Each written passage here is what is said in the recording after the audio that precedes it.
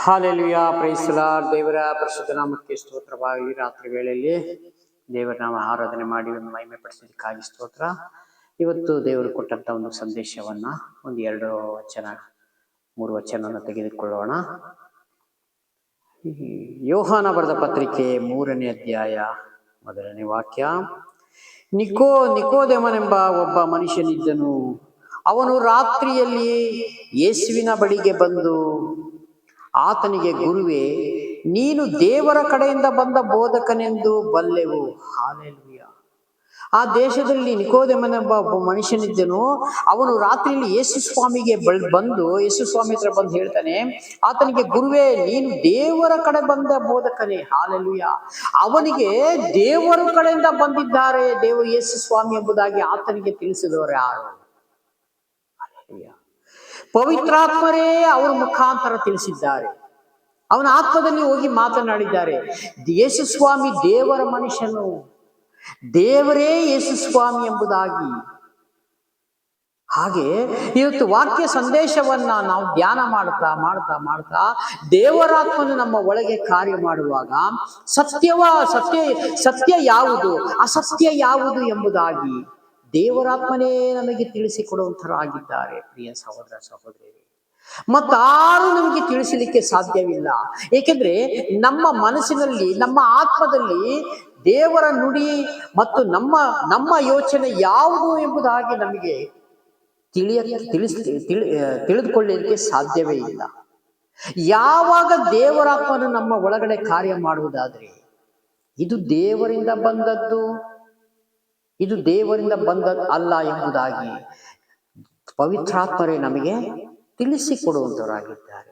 ಅದಕ್ಕೆ ನಾವು ಯಾವತ್ತು ದೇವರನ್ನ, ಪವಿತ್ರಾತ್ಮನ ನಮ್ಮ ಒಳಗೆ ವಾಸ ಮಾಡುವ ರೀತಿಯಾಗಿ ನಾವು ನಡೆದುಕೊಳ್ಬೇಕಾಗಿದೆ. ಅದಕ್ಕೆ ವಾಕ್ಯ ಹೇಳ್ತದೆ, ಪವಿತ್ರಾತ್ಮನನ್ನು ದುಃಖಿಸಬೇಡ್ರಿ. ಹಲ್ಲೆಲೂಯಾ. ದೇವರಾತ್ಮನನ್ನು ದುಃಖಿಸಬೇಡ್ರಿ. ನಿಮ್ಮಿಂದ ಹೊರಟು ಹೋಗ್ಬಿಡ್ತಾರೆ. ನಮ್ಮಿಂದ ದೇವರಾತ್ಮನ ಬಿಟ್ಟು ಹೋಗೋದು ನಮಗೆ ಗೊತ್ತೇ ಆಗುದಿಲ್ಲ.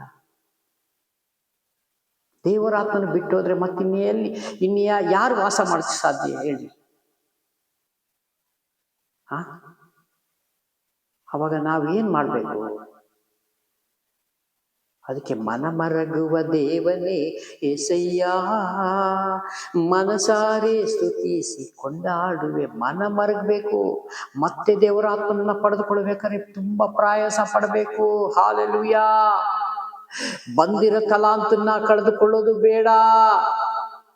ಇವತ್ತು ದೇವರಾತ್ಮನ ಶಬ್ದಕ್ಕೆ ಕಿವಿಗೊಡುವನು ಎಷ್ಟೋ ಧನ್ಯನೋ, ಭಾಗ್ಯವಂತನೋ. ಹಾಲೆಲೂಯಾ.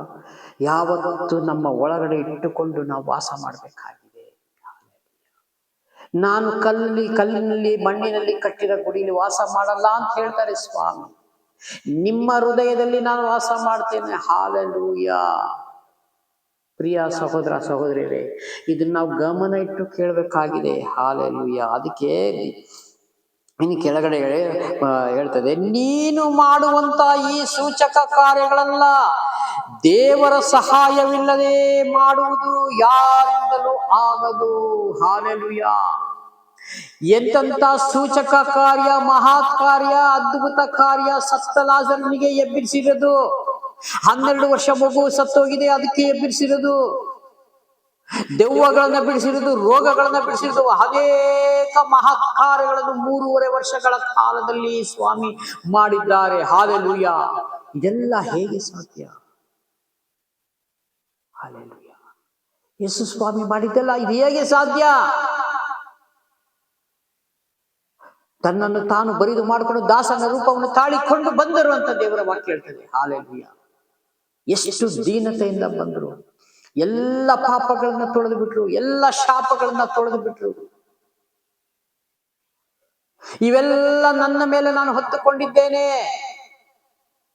ನಿಮ್ಮನ್ನ ಬಿಡುಗಡೆ ಮಾಡಿದ್ದೇನೆ, ನೀವು ನನಗಾಗಿ ಜೀವಿಸಬೇಕಾಗಿದೆ. ಪ್ರಿಯ ಸಹೋದರ ಸಹೋದರಿಯರೇ, ಲೋಕದಲ್ಲಿರುವ ಎಲ್ಲರಿಗೂ ದೇವರು ಉಚಿತವಾದ ಈ ಸಂದೇಶಗಳನ್ನ ಸಾರಲ್ಪಟ್ಟಿದೆ.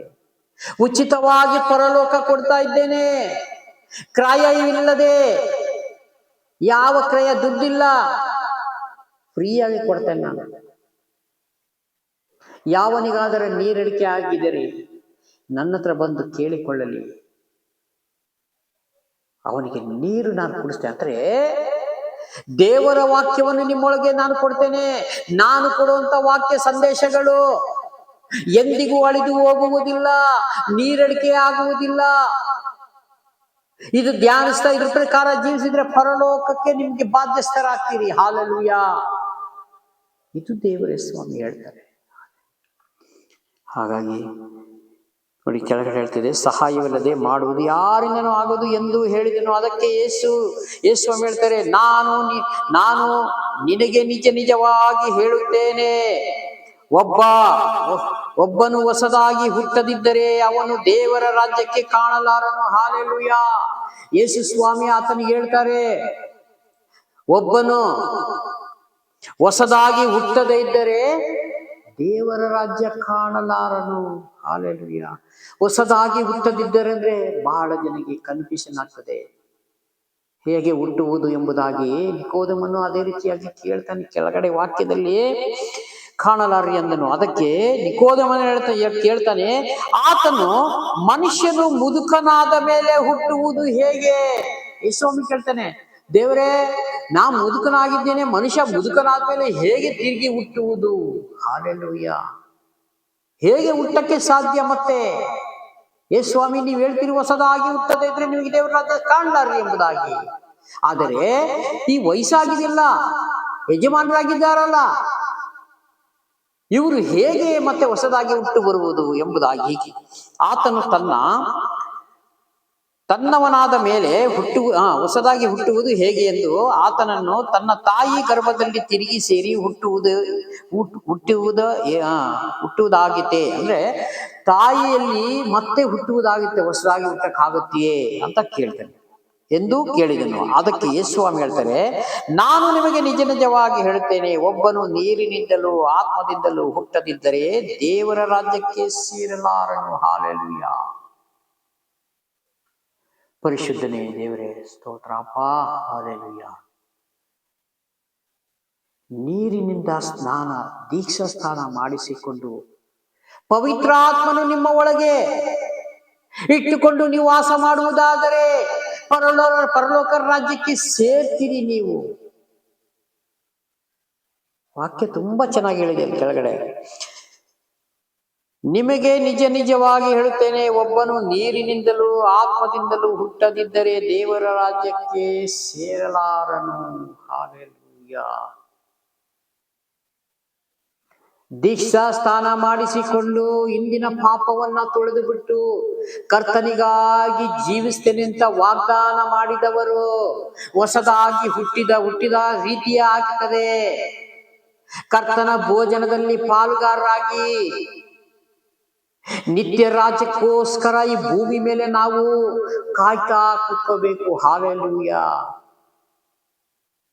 ಈಗ ಒಂದು ರಾಜ್ಯದಿಂದ ಒಂದು ರಾಜ್ಯಕ್ಕೆ ಒಂದು ಟಿಕೆಟ್ ಅನ್ನ 2 ತಿಂಗಳು 3 ತಿಂಗಳು ಅಡ್ವಾನ್ಸ್ ಬುಕ್ಕಿಂಗ್ ಮಾಡಿಕೊಂಡು ಟಿಕೆಟ್ ಅನ್ನ ಕೈಯಲ್ಲಿ ಹಿಡಿದುಕೊಂಡು ವೇಟ್ ಮಾಡ್ತೀವಲ್ಲ, ಆ ದಿನಕ್ಕೋಸ್ಕರ ಆ ಟಿಕೆಟ್ ಪಡೆದಿದ್ದು ಯಾವ ಡೇಟ್ಗಿದೆ ಆ ಡೇಟ್ ತನಕ ನಾವು ಟಿಕೆಟ್ ಅನ್ನ ಕೈಯಲ್ಲಿ ಇಟ್ಕೊಂಡು ವೇಟ್ ಮಾಡ್ತೀವಲ್ಲ, ಅದೇ ರೀತಿಯಾಗಿ ದೀಕ್ಷಾ ಸ್ನಾನ ಮಾಡಿಕೊಂಡು ಪವಿತ್ರಾತ್ಮನು ನಮ್ಮ ಒಳಗೆ ತೆಗೆದುಕೊಂಡು ಪ್ರತಿ ದಿವಸ ಪ್ರಾರ್ಥನೆಯಲ್ಲೂ, ಅನ್ಯರಿಗೆ ಎಲ್ಲರಿಗೂ ಪ್ರಾರ್ಥನೆಯಲ್ಲೂ, ಕಷ್ಟದಲ್ಲಿರುವಂತವರಿಗೆ, ರೋಗದಲ್ಲಿರುವಂತವರಿಗೆ, ದುಃಖದಲ್ಲಿರುವಂತವರಿಗೆ, ಹೊಟ್ಟೆಗೆ ಊಟ ಇಲ್ಲದಂತವರಿಗೆ ಇವೆಲ್ಲ ಸಹಾಯಗಳನ್ನ ಮಾಡಿ ನಾವು ದೇವರಿಗಾಗಿ ನಾವು ಎದುರು ನೋಡುತ್ತಾ ಇರಬೇಕಾಗಿದೆ. ಪ್ರಿಯ ಸಹೋದರ ಸಹೋದರಿ, ಹಾಗೆ ಇದ್ದವನು ಮಾತ್ರವೇ ದೇವರ ತುತ್ತೂರಿ ಶಬ್ದಕ್ಕೆ ಆ ತುತ್ತೂರಿ ಶಬ್ದ ಆತನಿಗೆ ಮಾತ್ರ ಕೇಳಲ್ಪಡ್ತದೆ ಅಂತ ವಾಕ್ಯ ಹೇಳುತ್ತೆ.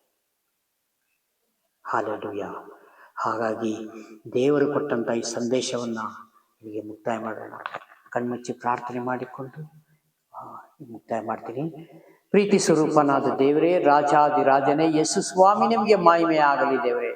ಈ ರಾತ್ರಿ ವೇಳೆಯಲ್ಲಿ ಕೊಟ್ಟಂತ ಸ್ವಾಮಿ ಕರ್ತನೆ, ಸ್ವಾಮಿಯೇ, ಯೋಹಾನ ಬರೆದ ಪತ್ರಿಕೆಯಲ್ಲಿ ಸ್ವಾಮಿ ದೇವರೇ, ಕರ್ತನೆ, ನಿಕೋದೇಮನೆಂಬ ದೇವರೇ ಒಬ್ಬನು ಸ್ವಾಮಿ ಸ್ವಾಮಿ ನಿಮ್ಮ ಹತ್ರ ಬಂದು ಕೇಳುವಾಗ ದೇವರೇ, ನೀವೆಲ್ಲವನ್ನು ಈ ಭೂಮಿ ಮೇಲೆ ಹೇಗೆ ಬದುಕಬೇಕು ಎಂಬುದಾಗಿ ನೀವು ತೋರಿಸ್ಕೊಡಿದ್ದಕ್ಕಾಗಿ ನಿಮಗೆ ಸ್ತೋತ್ರ ತಂದೆಯಾದ ದೇವರೇ.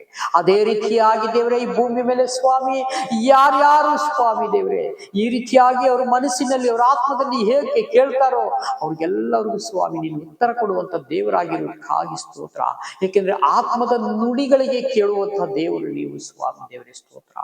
ವಿಡಿಯೋ ಮುಖಾಂತರ ನೋಡ್ತಾ ಪ್ರತಿಯೊಂದು ಕುಟುಂಬಗಳನ್ನ ನೆನೆಸಿ ನಿಮ್ಮ ಕರಗಳಲ್ಲಿ ನಾವು ಒಪ್ಪಿಸಿಕೊಳ್ತಾ ಇದ್ದೀನಿ. ನಸರಿನ ಯೇಸು ಕ್ರಿಸ್ತನ ಹೆಸರಿನಲ್ಲಿ ಆ ಎಲ್ಲಾ ಕುಟುಂಬಗಳಿಗೂ ಸ್ವಾಮಿ ಆಶೀರ್ವಾದ ನಿಧಿಯಾಗಿ ಮಾರ್ಪಡಲಿ ಅಂತ ಪ್ರಾರ್ಥನೆ ಮಾಡ್ತೀನಿ. ತಂದೆ, ಮಗ, ಪವಿತ್ರಾತ್ಮನ ಹೆಸರಿನಲ್ಲಿ ಈ ರಾತ್ರಿ ಪ್ರಾರ್ಥನೆ ಮಾಡುವಾಗ ಈ ಪ್ರಾರ್ಥನೆ ಕೇಳಿದಕ್ಕಾಗಿ ಸ್ತೋತ್ರ. ಯೇಸು ನಾಮದಲ್ಲಿ ಬೇಡಿ ನಿಂತೀನಿ ಜೀವಳ ತಂದೆ, ಆಮೇಲೆ. Price the lord. ದೇವರೆಲ್ಲರನ್ನು ಆಶೀರ್ವದಿಸಲಿ. ಆಮೇಲೆ ಆಮೇಲೆ ಆಮೇಲೆ.